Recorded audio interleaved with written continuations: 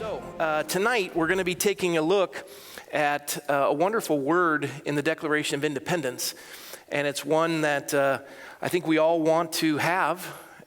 We want for ourselves, our families, we want it for our community. It's an amazing word, and you wonder why the founders put it in the Declaration of Independence. Anyone guess what that word would be? Liberty? Well, it's in the French Constitution as well. Liberty, equality, fraternity. That worked out well.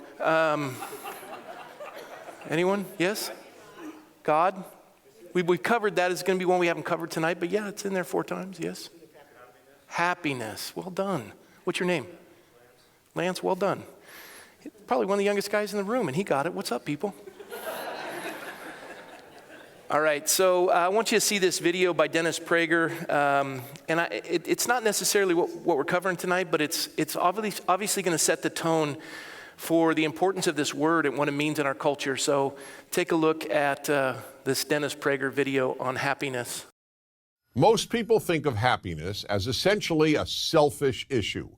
I want to be happy, and I want to be happy for me.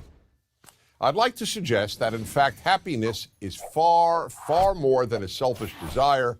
In fact, it is a moral obligation. I know that most people have never thought of happiness in this way. Neither did I, to tell the truth, for much of my life. I thought that happiness, and especially the pursuit of happiness, was all about oneself. But it isn't. Whether or not you're happy, and most importantly, whether or not you act happy, is about altruism, not selfishness, because it is about how we affect others' lives. And that's what makes it a moral issue. Ask anybody who was raised by an unhappy parent whether or not happiness is a moral issue, and I assure you the answer will be yes. It is no fun being raised by an unhappy parent, or being married to an unhappy person, or being the parent of an unhappy child, or working with an unhappy coworker. Our happiness affects others profoundly. That's why happiness is a moral obligation. We are morally obligated to at least act as happy as possible, even if we don't feel happy. People can't be guided by feelings because it is how we act that affects others, not how we feel. A good analogy to bad moods is bad breath. Why do we brush our teeth multiple times every day? It's not only because of hygiene, it's because we want to present good breath to anybody who we come into contact with. Well, the same thing holds true for our moods. A bad mood should be regarded exactly as we regard bad breath. Why are you inflicting it on me, or why am I inflicting it on you? It's just not right. That's why one should endeavor as much as possible to act as happy as possible, as often as possible. And just about anyone can do this. No matter how unhappy you may feel at any given moment, you can and have to make a decision on how to act. We may not be free to control whether we feel sad or happy, but we are free to control whether or not we present a happy countenance to others. That doesn't mean we don't share how we feel with our best friends, including hopefully our spouse. Of course we can, and without overdoing it, we should. You know, I'm really sad. I had this problem at work today. I have this problem with my marriage. I have this problem with my kid. I have this problem with my parents. But you don't inflict a bad mood on anybody. That's a different thing altogether. We all have the capacity to control how we express ourselves, no matter how we feel. I can prove it. Imagine someone who is just acting miserably to his or her spouse when somebody comes to the door. Have you ever noticed how nicely such a person will treat the stranger? How are they able in a split second to go from inflicting their awful mood on their spouse to acting beautifully toward the stranger who's at the door? Obviously, we can control our moods. Or how about this? Let's say you are chronically in a bad mood and I offered you $10,000 a week not to be in a bad mood. Do you think this would affect your ability to be in a good mood? I suspect so. And to be honest, we even have the power to affect how we feel, not only how we act. Abraham Lincoln famously said that we are as happy as we decide to be. That is exactly what we should decide. Being happier is good for us, and it is what we owe everybody who is in our lives. Becoming happier is another great benefit of acting happy. The happier we act, the happier we will feel. We think that our actions are determined by our feelings, but we have the power to achieve the opposite, to shape our feelings by our actions. How we act influences our feelings more than our feelings should ever be allowed to influence our behavior. So yes, indeed, we do have a moral obligation to be, or at least to act, happy. The happy make the world better, and the unhappy make it worse. Happiness is a huge issue. Lincoln was right. We are as happy as we decide to be. And it's time to make that decision. I'm Dennis Prager. So he used the big word altruistic in relation to happiness. And the idea of altruistic is we're getting into a metaphysical term. And in the Declaration of Independence, we do have this word happiness. But before I get to that, I want to read to you, and you can see it up here, and I'll just read it for you. This is Aristotle, and we'll be looking at him a lot tonight. Aristotle examines the common opinions about the nature of happiness. Many people consider it to be a life of pleasure, wealth, honor, or even health. You can add a health to that. Health, wealth, honor, pleasure. Pleasure, if we live only for the common understanding of pleasure, it's like choosing a life that belongs to a fatted cattle. Or it's this idea of just pursuing that which makes you fat and happy. Wealth serves a test. If you have a virtuous character, it is a good thing, but it's not sufficient. And then honor, it has a more serious claim than pleasure and wealth and also health if it is pursued in the right way, but it's not enough on its own. Pleasure, wealth, honor, and I'd also add health. Does it equal true happiness? And the answer is no. All those things are really good. They're excellent. I would imagine all of us would love to be honored. One of the things I find fascinating is, especially with, now that Jack and Jim are here, World War II vets, they don't talk about themselves. You ask them about their actions in the war, they seldom talk of themselves. They'll talk of those they served with. They'll talk about the generals that they served with. They'll talk about everything but themselves. And we honor them and we ask them to stand, but they're uncomfortable with it. And that is a generation gone by. We love to talk about ourselves and have others talk about us as well. And this is one of those areas that we see honor, but honor doesn't bring total happiness. If it did, these men would be the first to stand in line and expect, some sort of recognition. But you almost have to pry them out of their seat to stand. So honor isn't the ultimate call to happiness. Health is good, but it doesn't ultimately lead to happiness because there's a lot of healthy people in here that are very unhappy. I would say wealth doesn't do it either. If that was the case, then we wouldn't have any tabloids. If money brought happiness, Hollywood would really be making better movies. They always say Hollywood makes movies about themselves, and they just seem to be more and more tragic.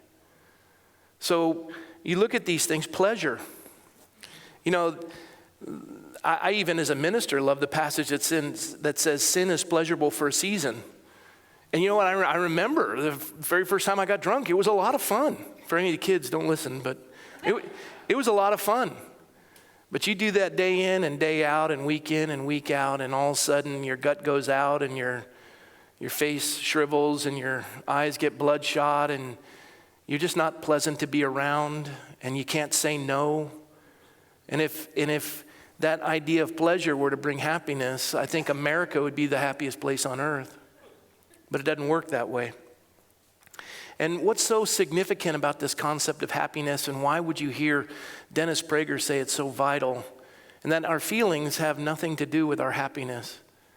It comes to this very important term in the Declaration of Independence. Why would our founders put this in? We hold these truths to be self-evident, and then it begins with this idea that all men, and this is one of the very first notions of God in the scripture, in the Declaration of Independence, that all men are created equal and that they are endowed by their Creator with certain unalienable rights, that among these are life, liberty, and then it says the pursuit. It adds something. One is life. You just have to be born. Liberty is given to you. Liberty is doing what's right. The Apostle Paul in the scripture said, stand fast, therefore, in the liberty for which Christ has set you free. He said that in prison. Liberty has no bearing on where you are. You can always do the right thing. But then it says the pursuit. You have to pursue it. The pursuit of happiness. Happiness is a choice. It's something that we're to pursue. Aristotle took this on, and he applied happiness to a deeper understanding of human nature. And as we've covered this, we've talked about passion and reason. It's the doing virtue and the thinking virtue. Do you remember this portion of our time together? The doing virtue, this idea of passion, we all wake up hungry. We all wake up hungry, and that is a doing virtue. You want to get something to eat. A thinking virtue or reason is, I better eat something healthy instead of a donut. Because the carb load, it'll make me tired, I won't be as productive. It's how you pursue life. Now, animals operate by pleasure and pain. We went through the whole illustration with my dog and my 2-year-old granddaughter. And they both came into my life about the same time. They're both about 2 years old, and the dog can't talk. It can look at me, it can communicate in some respect, but it doesn't formulate sentences, and it certainly doesn't transmit altruistic thought or contemplate the existence of God or try to communicate metaphysical terms. And even my communication with it is limited. Are you thirsty? Are you hungry? And all it does is tilt its head. Sometimes it'll stand by the water spigot by the sink and wait for me to give it a drink. My 2-year-old granddaughter formulates sentences. Obi, that's what she calls me because I'm Obi-Wan Kenobi. They're my young Padawans. If you follow Star Wars. She says, Obi, I don't like this. Obi, I'm tired.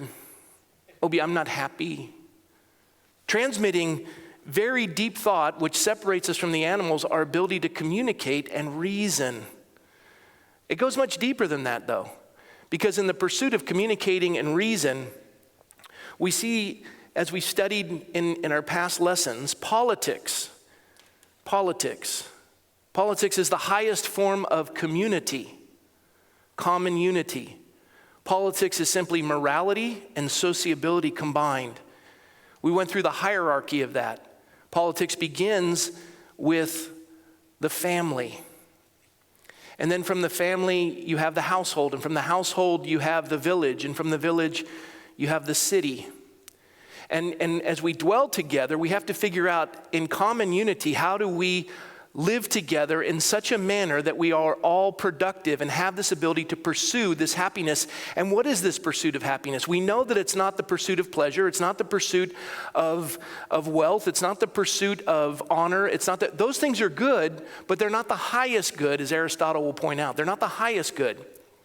Everything is measured by goods on a hierarchy, and we went through that whole idea. You start with the bridle, and then the manufacturer of the bridle is going to be a little higher than that, and then it comes to the horse, and then the horse has the rider, and then the rider is part of, and each of these has a greater significance. For those of you who are doctors in the room, and those of you who flip burgers at In-N-Out Burger, at In-N-Out Burger, you get paid $15 an hour because you had to go through the In-N-Out college that took you maybe a weekend. But to be a doctor, it took you almost 10 years with your residency and your undergraduate and your graduate.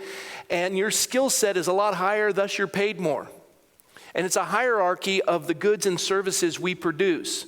And we think everyone should, receive an equal wage. Well, it doesn't work that way because there's a greater pursuit of these things. And this is one of those areas in life, this pursuit is a hierarchy of goods.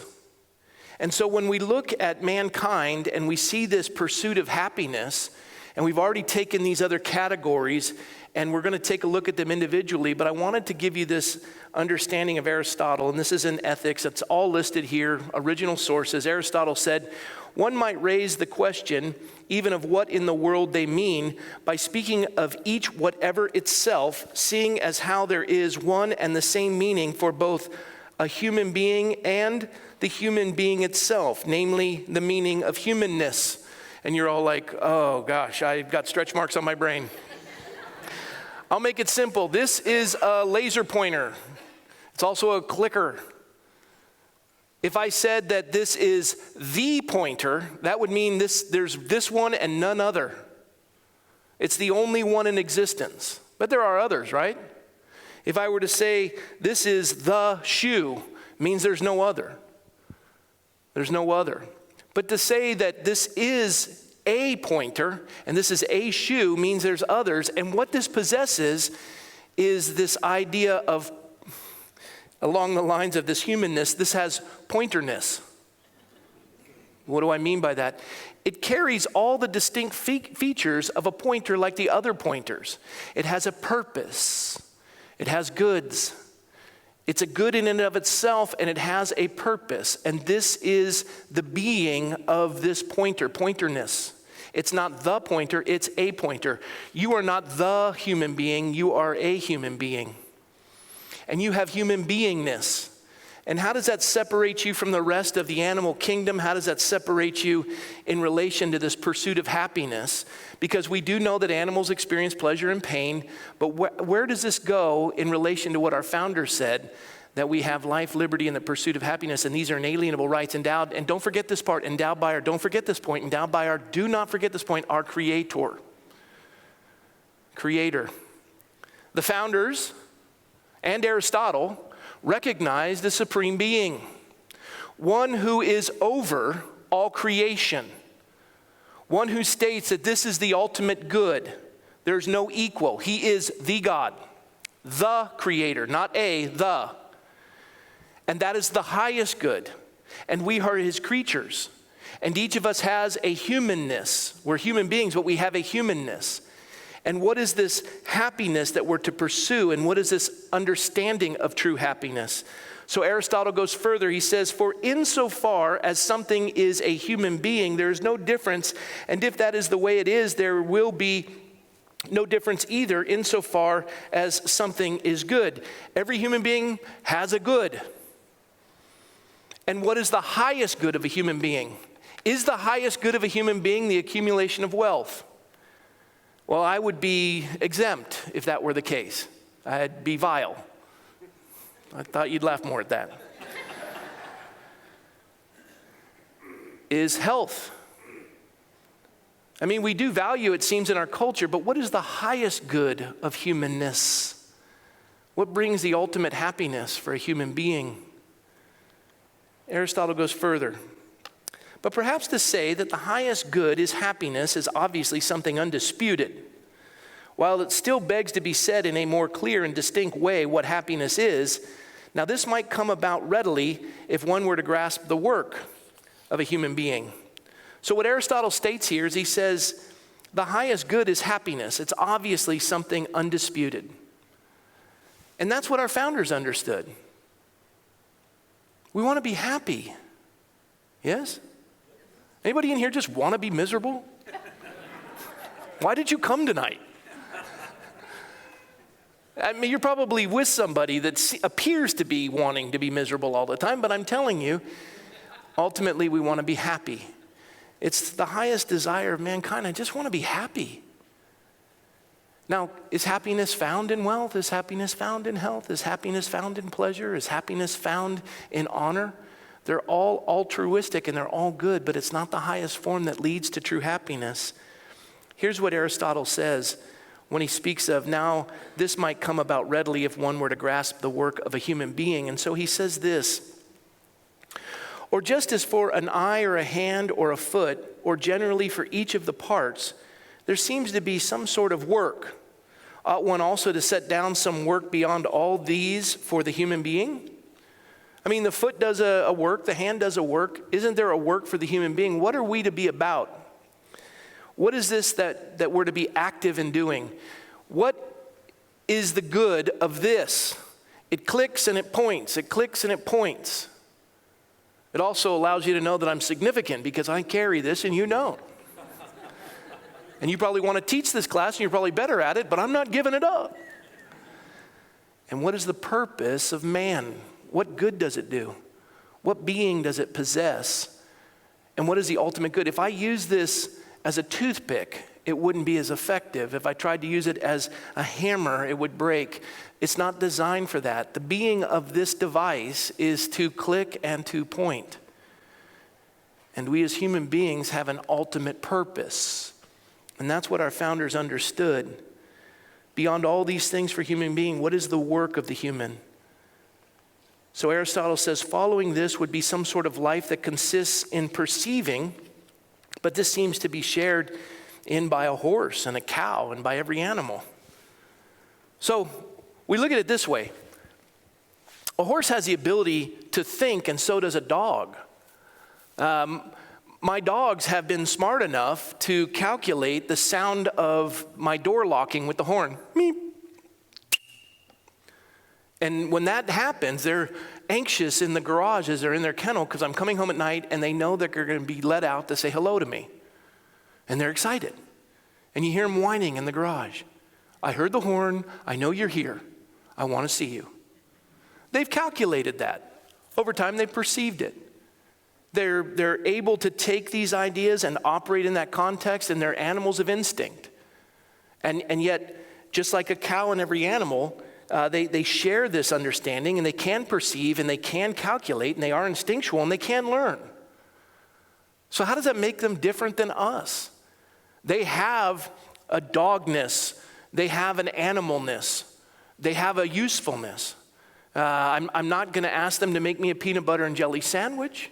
I'm not going to ask them to, study the scriptures and give me their take on John chapter 3. But I can take them for a walk. I can have them fetch something. They do have this ability to perceive and to learn. But how does it make it different than us? Why are animals always happy? Don't they always seem kind of happy? That's why you like to be around them. That's why we have more dog parks in Washington, D.C. than we have parks for children, because nobody wants children anymore.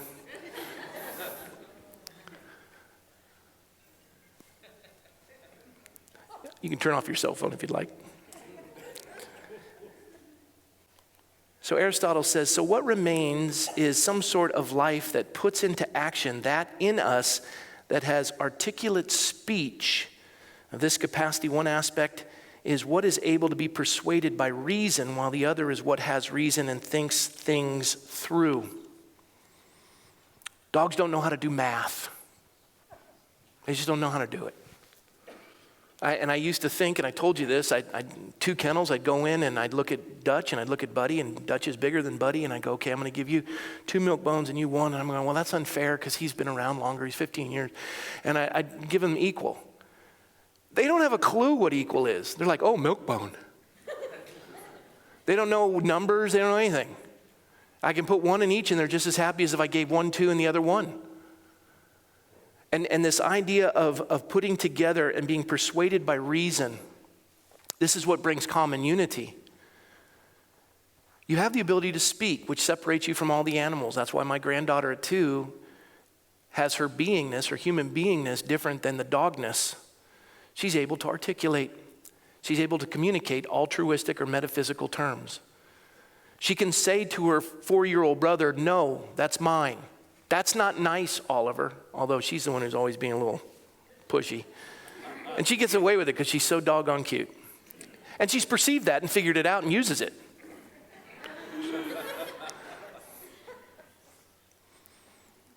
And as she uses these things and learns how to communicate, that begs to reason for all of us.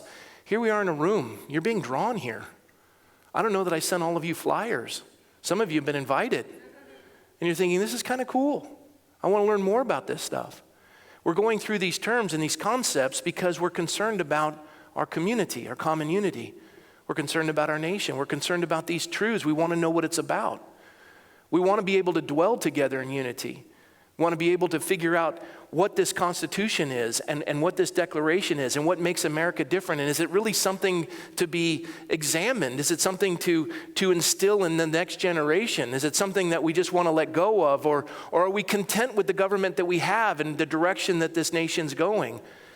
And that's this idea that we're persuaded by reason. We want to talk with one another. There are folks in this room, you could almost draw a line right down the middle. They're on both sides of the political spectrum. But they want to come to a place where we have civility. We want to reason together. We're trying to understand what makes a community operate. A lot of you don't know this, but we're on high alert. I didn't want to tell you because I figured you wouldn't come. But there's some lunatics out in this community. And probably some of you saw somebody come in, and the idea is, what is happening? How do we avoid this? When did we get to this place? And is there a remedy for it? We're trying to find answers, and this is that idea that we're persuaded by reason, while the other is what has reason and thinks things through. You got to think them through. Aristotle goes further because that's not enough for happiness. He adds to it. He says, and since, do I have that right? Yeah. And since this is still meant in two ways, one must set it down as a life in a state of being at work, since it seems to be the more governing meaning. What do human beings do? Why are we here? Well, we can do some pretty remarkable things. This nation that is responsible for less than 4% of the entirety of the world's population over the history, 6,000 years of recorded history, is responsible for more accumulation of wealth than any other nation that's gone before it. More patents, more Nobel Peace Prize winners, we've written more symphonies. This is an amazing, amazing country. How did that come about? What do human beings do? Well, we know that we experience the accumulation of wealth. We know that we pursue health. We reason with that. We try to watch our diet. We go visit a doctor. The doctor says you're over 50, you need a colonoscopy, endoscopy, and they tie a knot in the middle, and it's really exciting, and they just do floss. I'm just kidding. I don't know what they do. We establish a police force because we know that there's something out there that we need to protect ourselves from, and so as we get together in a community, we combine our resources to make sure that there's vigilance.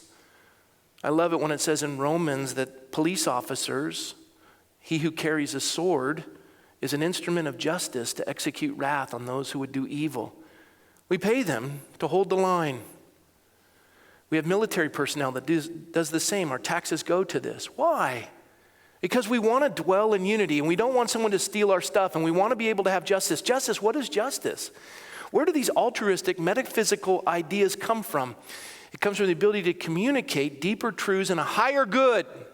Yes, there is good, and there is evil. And we pursue that. And this is, and this seems to be more governing in meaning. This is what we do. This is what human beings do. We want to pursue these things. Aristotle goes further. He says, it appears that all these things that are looked for concerning happiness are present in what was said. For to some people it seems to be virtue, to others practical judgment, and to others some sort of wisdom. I've met really wise people that are not happy. Some of them are in the room, I'm just telling you. Would you please stand? No, I'm kidding. I've met some folks who have really practical judgment that aren't happy. Some of the smartest people I've ever met can solve problems, and they're just not happy. Their wisdom is present, but their life is in turmoil. It's just odd to me. Some people have virtue, and still, interestingly enough, aren't happy. Virtue is important. Judgment's important, so is wisdom, but that's not the ultimate happiness. And Aristotle points that out, and he goes further. He says, some of these things are said by many people, and from ancient times, others by a few well-reputed men. And it's reasonable that neither of these groups would be wholly mistaken, and that they would be right in some one point at least, or even in most of them. Many people have come before us who are virtuous, are wise, are practical in their judgment, and they still don't have it. So what is this that Aristotle is getting at, and what is this pursuit of happiness? Because obviously these things are of great importance. This is what we do as human beings, but is it the highest thing we do as human beings? You know, as Dennis Prager was commenting, he said, we're supposed to treat each other and be happy and care for other people. And my wife and I, in the ministry, you experience this. And now, as a political figure, you experience this. I mean, we're having our conversation. We're in the supermarket, and we're maybe at odds on a different subject, and we're working through it. And then someone turns the corner in the congregation, and I'm looking at her, and we see, hey, God bless you. How are you? And some of you are saying I'm a hypocrite. I'm not a hypocrite. My wife and I chose to put our discussion on hold for the sake of that person. We wanted to greet them. They're probably going through some difficulties, and we want to be ready to minister to them. We don't go and go, could you give us a second? I mean, ministry would be great if it wasn't for the people always needing something. No, that's not ministry. Ministry is this idea of denying yourself, and that's called bearing your cross. This idea of, we'll get to that later. Michelle and I'll have time. We'll work through that. And in relation to that, that's stepping into someone else's area. Wow, that's taking it to another level, isn't it? What is the highest good? Because we have a hierarchy of goods, don't we? A hierarchy of goods. The person who flips burgers, that's good. The person who's a doctor, that's a higher good. Some of you don't like doctors and you'd rather have an In-N-Out burger, and that's your cholesterol issue. We'll talk about that later. But there's a hierarchy of goods. And that's the same with our humanness. Aristotle says this. Now, our statement is a consonant with the ones who say that happiness is virtue or a certain virtue, since being at work in accordance with it is part of virtue. If you're doing what you're created to do, you are active in that being of who you are. So,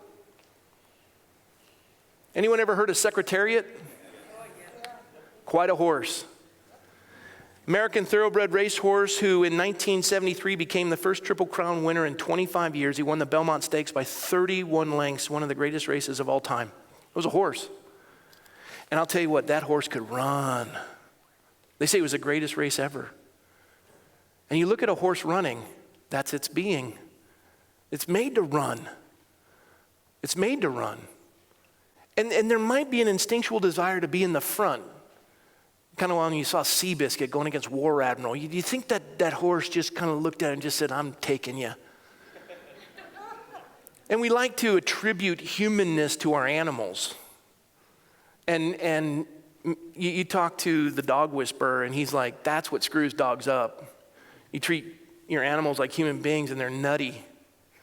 You got to take them to dog psychiatrists, who may be even nuttier. But this horse was bred to run. The old adage is you can't get racehorses from mules, you got to mate them up. I used to say that about my daughter's bringing some of the boys home. No, You're a thoroughbred, honey. Micah came through. Yeah, that's a good one. That's a good one right there. When I showed up at my wife's house, when I was dating her and I got to meet her father for the first time, he said, I knocked on the door, he answered, and I recall his words. He yelled back to Michelle, he said, Dreamboat, your barnacle's here.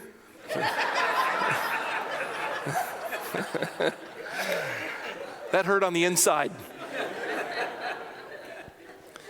How does this animal doing what it's designed to do differ from a human being?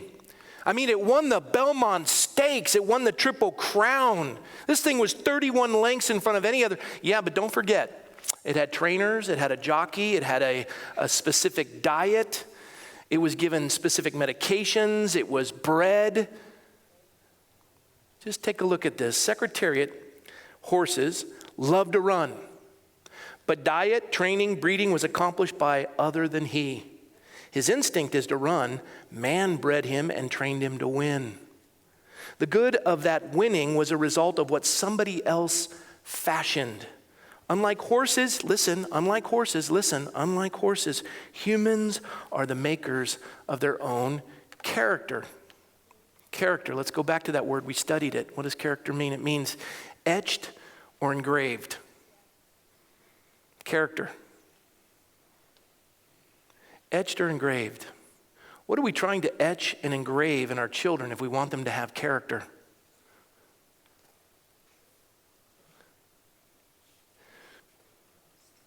Okay, we'll move on.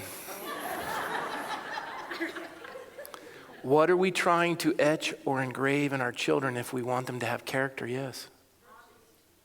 She raised her hand. You didn't. Go ahead. Virtue. To do the right thing. Yes. Honesty. These are good. Yes. Morality.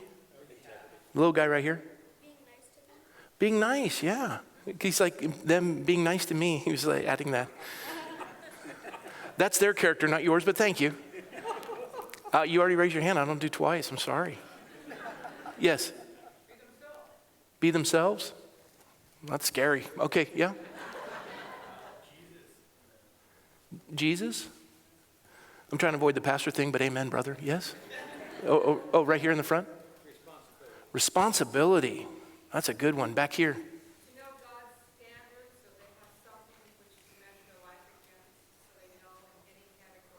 Hang on, I gotta record this. You're going to no, yeah, no, God's standard. Yeah.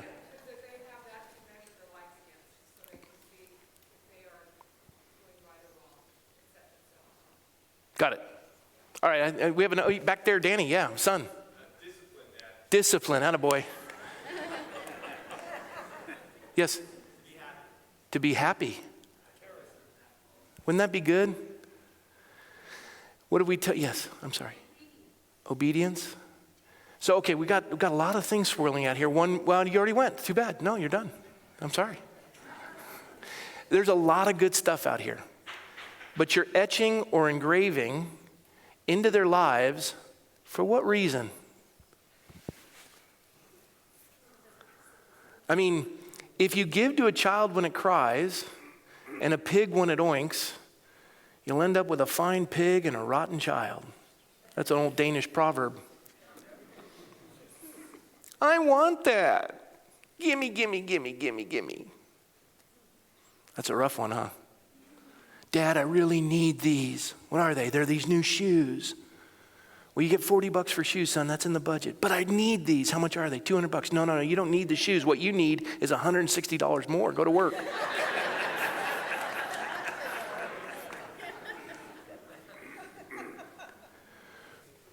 We're front-loading them so that they can operate in community.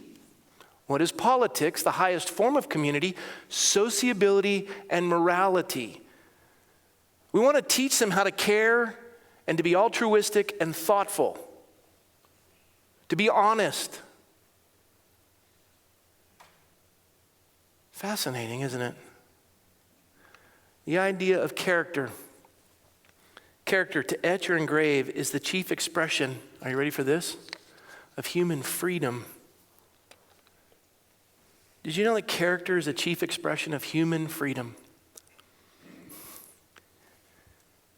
You don't give your kids character, they get locked up.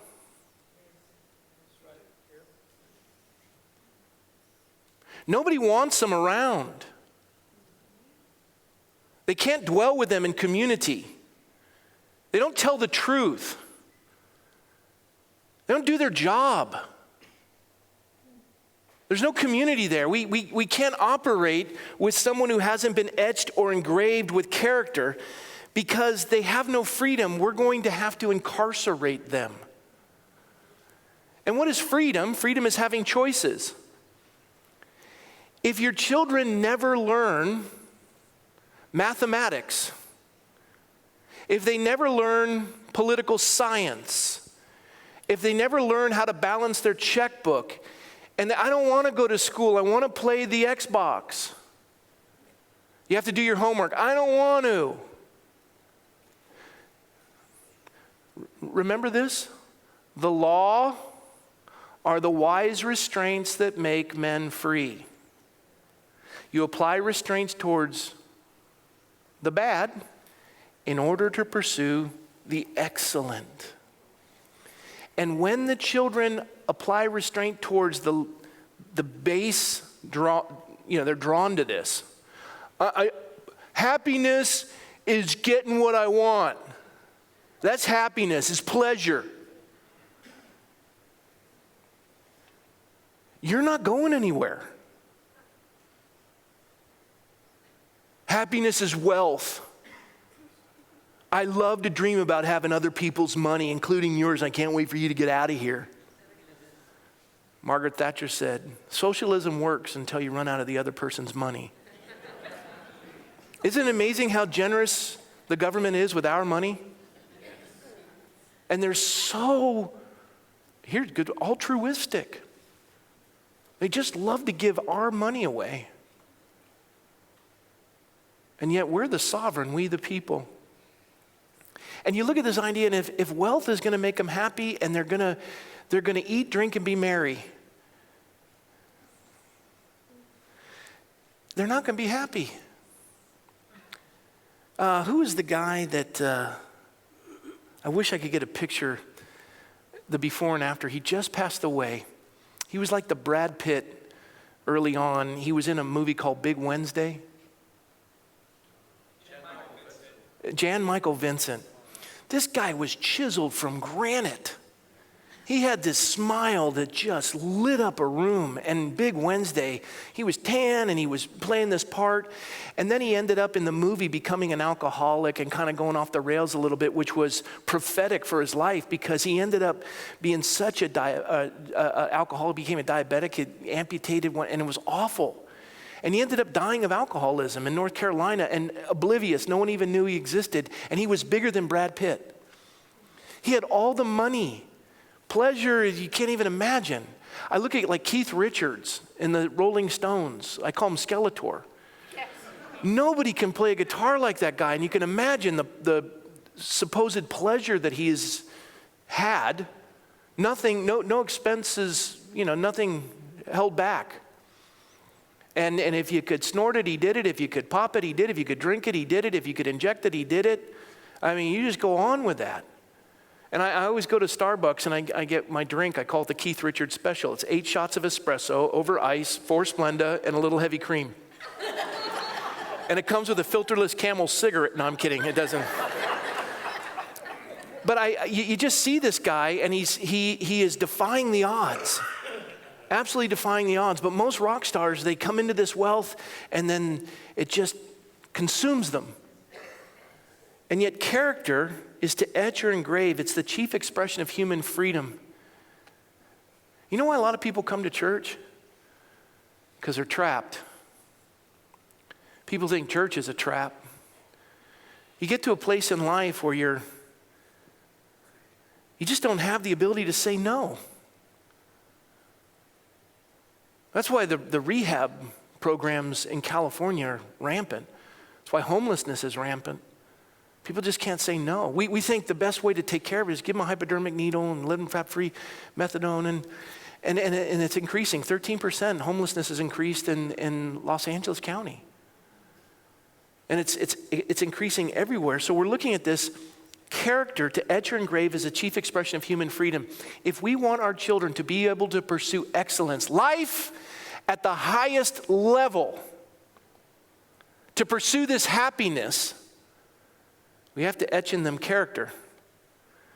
There's some really, really smart guys going to work every day that aren't happy, and they're doing work, and they're doing what their being insists that they do, and they're solving problems, and they're giving advice to people, but they're not happy. And they come home and they have wealth, and they're on their 5th marriage or their 6th marriage or their 7th marriage. They've got their mistress at home. They've got everything you can imagine, and there's just no happiness. It's empty, and that's why we have prescription drugs going through the roof and all these things. So how does this portray to what our founders were declaring? Aristotle goes further. Take a look. He says, just as with those at the Olympic Games, it is not the most beautiful or the strongest who are crowned, but those who compete. For it is some of these who are victors.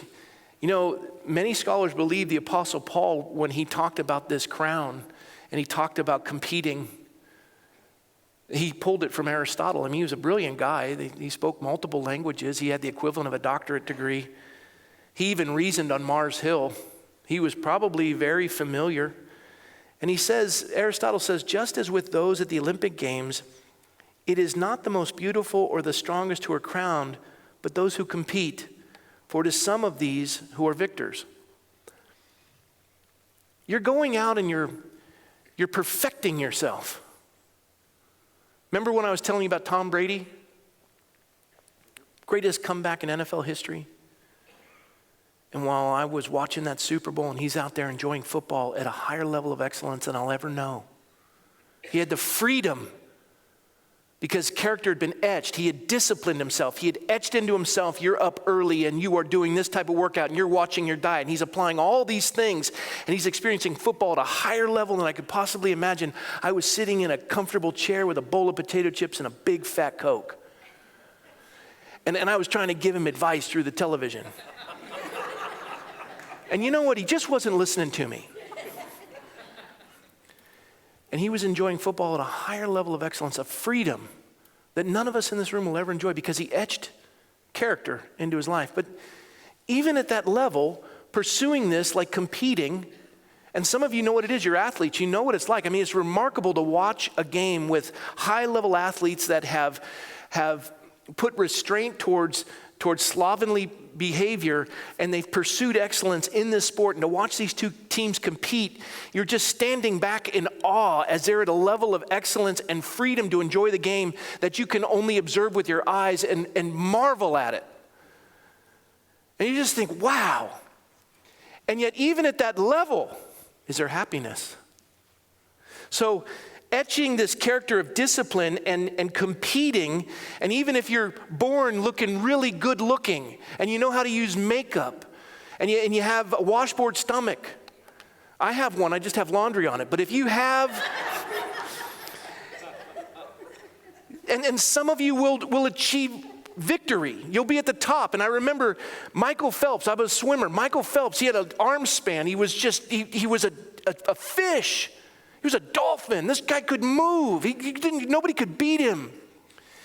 And he accumulated more gold medals than any other Olympic athlete in the history of the Olympics. And he's up on the victory stand every single night. More hardware. His neck had to hurt.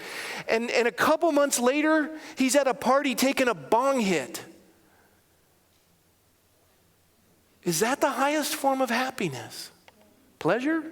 We know it's not.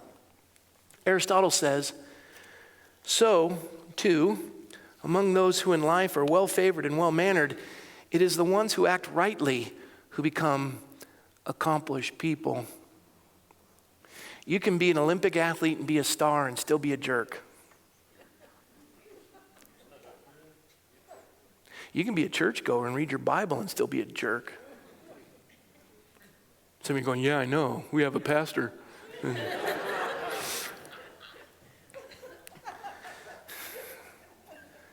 It's those who are favored and well-mannered. You were all describing what you want instilled, etched in the lives of your children, engraved. They were all very good things. Honesty, hard work, discipline. Wouldn't we want that for our generations? Only a moral people can govern a republic. Our founder said, life, liberty, and the pursuit of happiness. We've already proven that happiness isn't any of these things. Although honor is good, it's not the highest form of happiness. What is happiness? And this is what Aristotle says. For happiness was said to be a certain sort of being at work of the soul in accordance with virtue. The soul, we're a trichotomy, a three-part being, body, soul, and spirit. Aristotle was operating on a dichotomy. He was speaking of this concept of body, somos in the Greek, and then psyche is the soul, the intellect, the ability to reason. But then he attaches a third, which is fascinating, that the scriptures written in Koine Greek, which was the language of the philosophical thinkers, they applied this idea of virtue. And for the Christian, we talk about trichotomy, body, soul, spirit, soma, psyche, pneuma, the spirit breathe, pneuma, pneumonia. And with this, he says, for happiness was said to be a certain sort of being at work of the soul in accordance with virtue. Virtue. Virtue. The people who are the happiest are the ones that are well-mannered, thoughtful, engraved with character that is of the highest form of good. We talk about honor. And what's amazing is, you know what makes somebody honorable? They don't seek the honor. They just do the honorable thing. And when you ask them to describe the honor that they've accomplished, they don't want to talk about themselves. Most people want to be elevated. We want people to recognize us. And we're pursuing being recognized by others. But honor is this idea that we elevate you because of the way, I mean, don't you like to be around a person that doesn't always talk about themselves? And they're remarkable people, and it's like you want to pull out of them. You're always happy in the way your family operates, in the way you live your life, in the honorable way in which you operate. What makes you tick? How have you been today? It's not about me. Would you please talk with me? Oh, I don't know. And it's not a false humility. Aristotle goes further. This idea of in accordance with virtue, he says, while all the other good things are either conditions that need to be present for happiness or else things that naturally assist the work and are useful as tools. Let me just explain to you. You ready? These are not the highest goods. Wealth, health, pleasure, honor.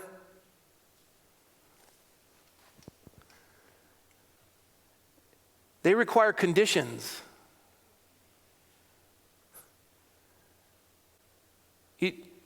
And we also experience in life tragedy, setbacks, broken hearts. You can lose your wealth overnight. You didn't even see it coming. You can lose your health. One word, diagnosis, happiness gone, pleasure, overdose, gone. You look at these things, honor. You spend your whole life working on your character and do one wrong thing and you lose it all. They're all conditioned on something else, but what is the virtue that's higher than that, even when a setback hits your life? Because everyone in this room's had a setback and everyone's had a tragedy. How do you find a higher good in all of that? How can you still pursue happiness when the conditions are not favorable? Happiness is ultimately an activity of the soul that is excellent in all of the ways that the human being acts and also all the ways that the human being thinks. The way you think and the way you act is in a pursuit every day you wake up for excellence. You wake up with a higher good on your mind. You wake up in a pursuit of virtue, which will bring happiness. It's above and beyond your selfish conditions of wealth and health and pleasure. It's community, common unity, politics, morality, and sociability. It's to instill and etch a character that you do it in such a form that it becomes who you are. I want you to think of the most virtuous, happy people you've ever met. And they've been doing it so long, you know they're not pretending, it's who they are. And boy, is the world in need of men and women like that. If you can be virtuous at all those things, you will certainly have a wide measure of happiness and freedom. Virtuous. You seek the highest good in all your ways as a human being acts and in all the ways that a human being thinks. You seek that highest virtuous good at all those things, and you will have a wide measure of happiness and freedom. And so when the founder said life, liberty, and the pursuit of happiness, they knew, as did Aristotle, that happiness comes when you as a human being are pursuing the excellence, and everything that you act and you think is applied to virtue, the highest good. And with that will come happiness. That's why they wanted you to have that. That's why they put it in. We have redefined happiness as pleasure, wealth, health. And it's way more than that. It's so significant for us to realize that this pursuit of happiness is a pursuit of virtue and doing the most excellent thing we're called to do. And I wanted to end with that. Because if you decry the condition of the state,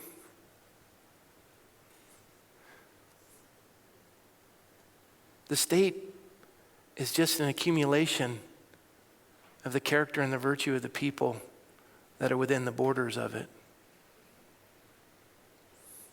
Is apathy a virtue? Is lethargy a virtue? Is selfishness a virtue? No. No, it's altruistic. It's other-centered. You want to make a change? Get involved. You want to be happy? Pursue for your community, not only in your own character that's etched and engraved by your actions as a human being to the highest level of excellence and that of your family, but pursue that virtue into everything you do. Treat others with kindness as you would want to be treated. These are all of vital importance if you want to see a change in the makeup of the common unity in which you live. This isn't a right or left issue. This is a creator who is the highest form of good. And we as human beings apply restraint towards those things that don't bring that common unity and don't bring that ability to pursue the greatest excellence in who we've been designed to be. And as we pursue him, we govern properly. And here's the last thing. Animals, one deal. Run, produce milk, I don't know, figure it out. And they know how to do government too. They know how to organize. The bees, right? The bees know how to do it. Cows or buffalo herds, they know how to do that. But to come together, instead of just working, you come together for the pursuit of an ultimate good and virtue in that common unity. Politics is morality and sociability, and that's what protects the next generation. And so if you want to remove morality and say, I just want to be left alone, your humanness and what our founders designed is so that we would all ultimately have freedom. Because character is the highest form of human freedom. And that's what we should be developing in everything that we say and do. And it's that combination of these that bring that happiness and that freedom. So I wanted to finish with that because we'll cover it more later, but as you start to go through the U.S. Constitutions, we'll do Constitution Live in August. I'll also resume another teaching on certain topics like immigration and things like that. I'll go into more detail on those things. I'll talk about our country and kind of its makeup and how it all operates. But through this summer, it's no good to live a life that's not examined. How much do you really want a good place to live? And it depends on you. Because that community begins in the family, and then it goes to the household, and then to the village, and then to the city, the polis, the governing structure. And we have this idea of reason, and we apply a higher good, and we try to find it for everyone, and we instill that character, we etch it, and we engrave it in the lives of the children and next generations. We front load them. We discipline them. We take time. You know what the hardest thing about being a parent is? It is exhausting. Seriously, it took my dog a day to be obedient. I tell the dog to sit, it sits. You tell a kid that, they're like, why? You're like, oh, boom, zing, to the moon. I'll tell you what. But ultimately in life, dogs are a wonderful companion, but my children are what's going to continue this preservation of a nation that is the greatest the world has ever seen. And so, that's it.